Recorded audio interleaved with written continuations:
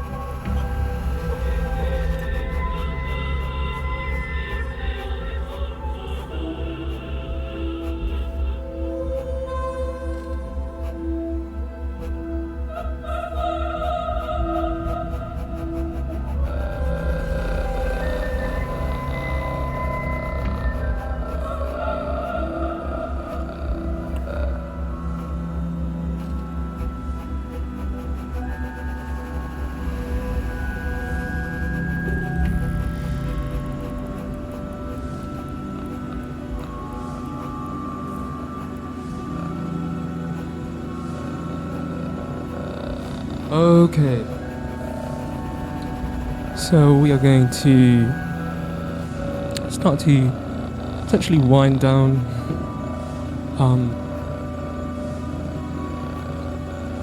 I'm just sort of lost for words in terms of how I feel right now and what's just happened, and just the sort of magic and dreamlike quality of what's just happened. So, but anyways, I just want to finish this show with a little bit of a story. So, I'd like to take you back to a time when I was living with my grandparents. This was March time last year, and I was volunteering at a local United Reformed church, and there was this practitioner from IMM, Intergenerational Music Making, which is an arts organisation based in Woking, and I was assisting this practitioner and sort of there throughout the process. And what the session actually constituted was a kind of a circle, and on the outermost layer of the circle you had the local church community members, and as you worked yourself further inwards, you had old people with dementia, and then further in, young people with learning disabilities, and then in the center of the circle there were toddlers, sort of toddlers just flopping about on a carpet, which is the most beautiful thing to watch. And throughout, the practitioner was engaging the group in call and response exercises, musical call and response exercises, singing songs that everybody knew. So everybody could sing along and dance along in some shape or form. And so everybody had a strong sense of contributing and being a part of a whole. And not only did everyone get this sense of direct contribution towards the creation of this music, but they also felt a sense of being there for each other. So the local church community members felt that they were there for all of the vulnerable people in that room. The old people with dementia really felt in their heart that they were there for the toddlers, the young people with learning disabilities, and the local church community members. And the young people with learning disabilities felt in their heart that they were there for the toddlers and the old people and the local church community members. And the toddlers felt that they were there for everyone. And they got this sense that they were performing to everyone. So everyone was there for each other. And what occurred as a product of me being there and being a part of this incredibly chaotic process of everybody just sort of jumping up and singing along and dancing along in whatever way they could. I was totally in the zone, and I entered a trance, and I felt like I was a part of a dream. And I felt like this dream is representative of what happens when a group of people come together and engage in collective ecstasy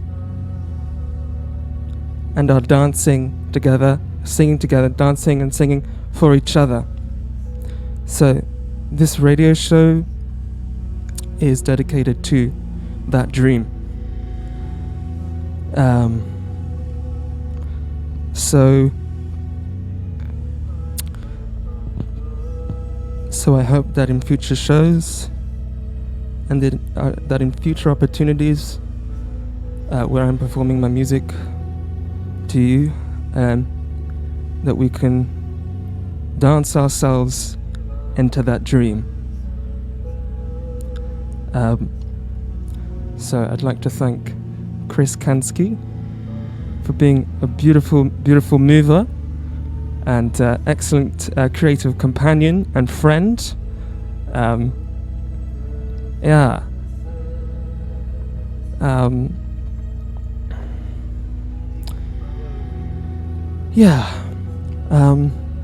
Do you have anything to say or to kind of like go off of, you know, everything I've said? I feel very lucky to have friends like you who let me express myself verbally, like the way that I walked in and I just knew I could talk about what was on my mind immediately, that you would allow me to be self-centered and it wouldn't be a bad thing, and that you create spaces where we can express ourselves in other ways, like physical ways that feel free. There's so many different ways to express yourself physically and to feel free physically. Like, I never want to feel like kind of take on this mindset that there's like a right way to do it. There's a lot of wrong ways. You know what I'm saying? But if it like this was really, really special today. I was nervous as fuck going into it. We had no warm up at all. I just had a pan au chocolat on the way here. I said hi to Maya at corner. Shout out to Maya. If Maya watches this, I will be gassed about that. And then I came in here. I just started complaining to Joseph as he was walking around with wires and everything. And then we got into it, and it was this was really, really, really special. But like talking about like other ways of expressing yourself, I'm so grateful that we've met through Chicago Footwork. Oh God, which feels like, you know, it feels like in many of so many similarities when you're in that zone at 3 a.m. in the club. Actually, it's that 1 a.m. when you came in at DJ Khaled at Venue MOT that one time. Just that's a really special, like atmospheric and many ways, like kind of spiritual experience. But it's a different, but it's also so different, and I love that difference. I love what it. Oh yeah, all right, but. But it's also so different. I love the way that Chicago footwork has like things like there's style to it, there's a culture to it, there's restrictions to it, and within those restrictions you get culture. And by the way, as I'm sitting down, because as I'm taking everything apart again, because I'm just conscious of the next radio host who's about to come in and be like, what the fuck is all of this? We're going to talk a lot more about Chicago footwork in future shows, and we're going to talk a lot more about Chicago footwork in future shows and dancing in general, and I'm certainly going to have Chris come in and offer us his beautiful thoughts and opinions on the matter of dance and what it means to be together and dancing together in a group of people. But for now, I'm just going to sign off. Yeah. All right. Last 2 words is although the dancing for me went really well without a warm-up, I can't talk without a warm-up. You know what I'm saying? I wasn't expecting to be saying anything, so I've just been, I've been yapping, bro. But I won't be yapping.